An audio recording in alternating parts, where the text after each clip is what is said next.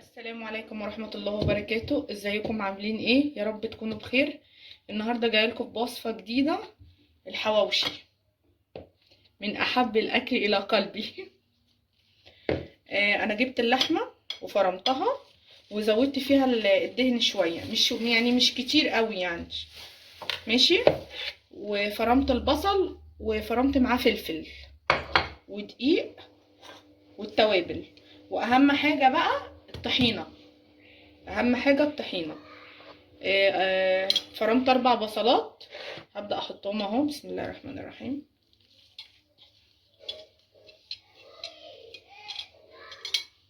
اهو البصل ومعاه الدقيق، 3 معالق دقيق، والتوابل ملح وفلفل اسود وسنة كمون وتوم باودر وبصل باودر. بسم الله الرحمن الرحيم.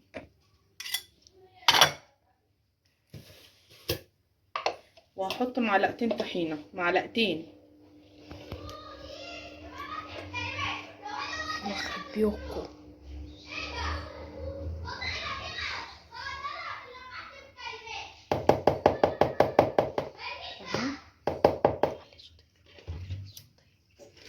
وهبدأ بقى ايه كل ده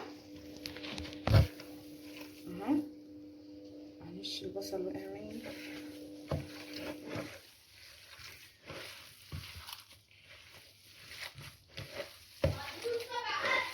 واهم حاجة بقى التقليب. معلش بنتي بتتخانق.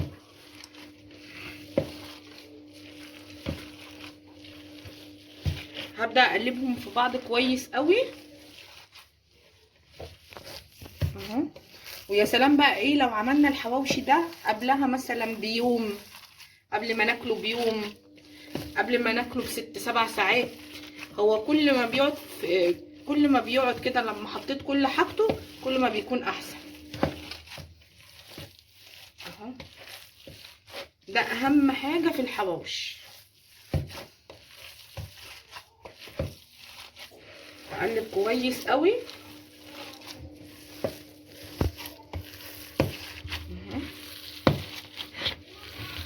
والله العظيم هتاكلوا حواوشي هتدعولي.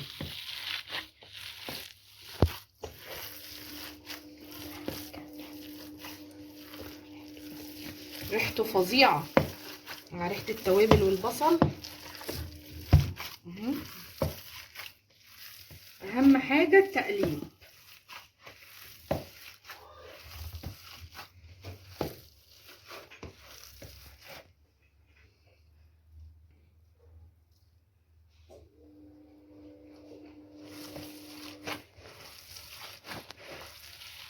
تحفه يا جماعه، تحفه والله. بحب ادوقه قوي هو ني. هو كده عايز ايه؟ سنه ملح. بالله عليكم لازم تجربوه، هتجربوه تدعولي اهو. هو عامه انا ما بحبش التوابل كتير قوي في الاكل. اهم حاجه بقى فيه ايه؟ الطحينه.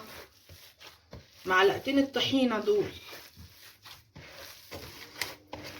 واهم حاجه ما ننساش الفلفل مع البصل نضربه حسب بقى ما انتوا بتحبوا. اللي بيحب الفلفل الحراق يحط، اللي بيحب الفلفل العادي يحط.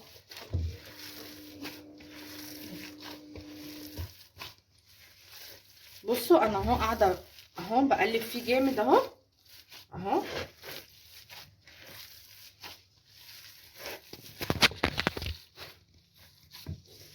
اهو انا اهم حاجه بقى ايه زي ما انا قلت لكم، يعني لو تسيبوه يوم بحاله عادي في التلاجة، تسيبوه كام ساعه برضو عادي. كل ما بيقعد اكتر كل ما بيكون طعمه احلى. يلا هفتح العيش ولا افتحه معاكم؟ استنوا اهو.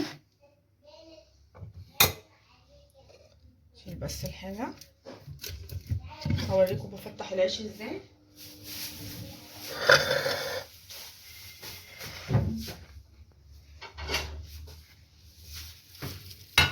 يعني هفتح معاكم رغيف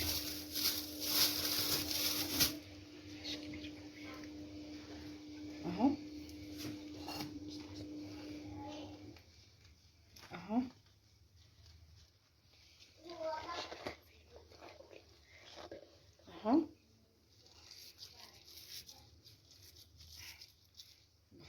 الحته دي اهو. الرغيف ما شاء الله كبير شويه.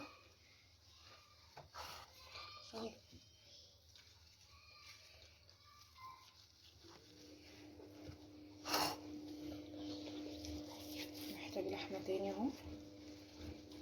ما شاء الله الرغيف كبير.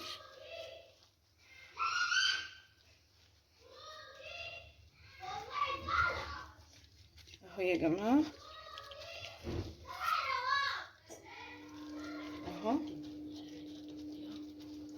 ولو عايزين تحشوا جبنه موتزاريلا معاه برضو بيبقى طعمه حلو قوي.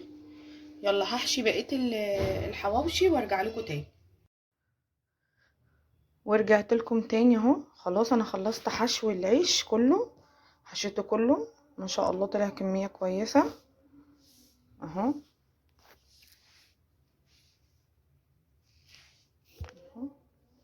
هبدا اجيب العيش. دهنت الصينيه بالزيت اهي. هبدا اجيب العيش اهو وادهنه بالزيت اهو.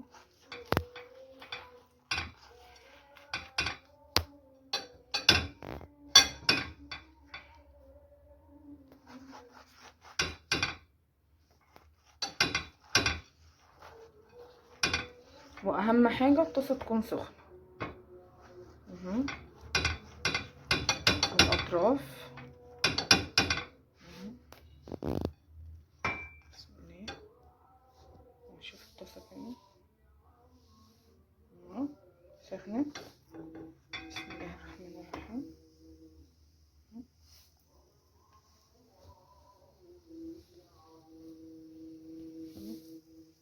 انا حاطه برضو طاسه تانية عشان انجز في الوقت.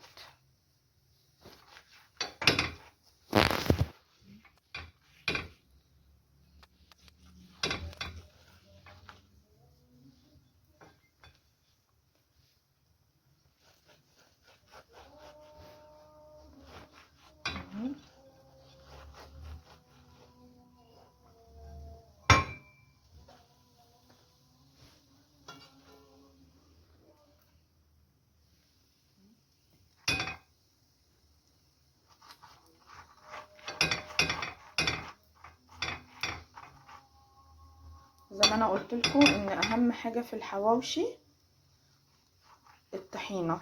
الطحينه هي اللي بتخلي طعم الحواوشي فظيع.